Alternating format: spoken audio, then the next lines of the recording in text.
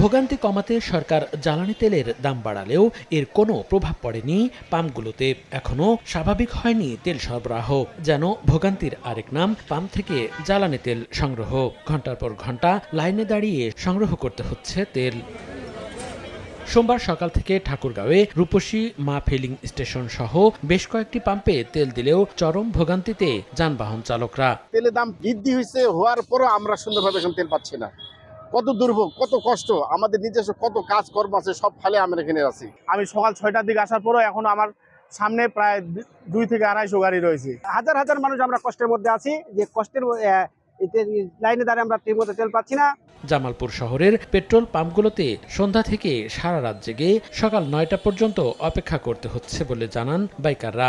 সারা রাত মশার কামড় খেয়ে অনেক কষ্ট করে এই তেলটা যে নিয়ে গেলাম, আমার কাছে মনে হচ্ছে আমি এক টুকরা অমৃত পেয়েছি। যদি খোলা বাজারে তেলটা ছাড়ে তার জন্য আমাদের জন্য অনেক ভালো হয়। একই অবস্থা গাজীপুরের ফিলিং স্টেশনগুলোতেও। মোটরসাইকেল ও প্রাইভেট কারের দীর্ঘ সারি। রোববার রাত থেকে দাঁড়িয়ে সোমবার দুপুর পেরিয়ে গেলেও তেল পাচ্ছে না বলে অভিযোগ চালকদের। পাম্প মালিকদের বিরুদ্ধে রয়েছে অতিরিক্ত টাকার বিনিময়ে বোতলে তেল সরবরাহের অভিযোগও। প্রত্যেকটা প্রাইভেটে তেল দেওয়া হইতেছে 5,000-6,000 টাকা করে, এবং কি মোটরসাইকেলে 500 টাকার তেল আমরা পাইতেছি না। দাঁড়াই আছি সিরিয়ালে, কিন্তু এন্ডা একটু বড় বড় হট্টগোল, বাইরে থেকে মানুষ এসে গাড়ি উল্টাপাল্টা ঢুকাই দিতেছে। গাজীপুরে শতাধিক ফিলিং স্টেশন থাকলেও হাতে গোনা 5 থেকে 6টি ফিলিং স্টেশনে তেল সরবরাহ করা হচ্ছে।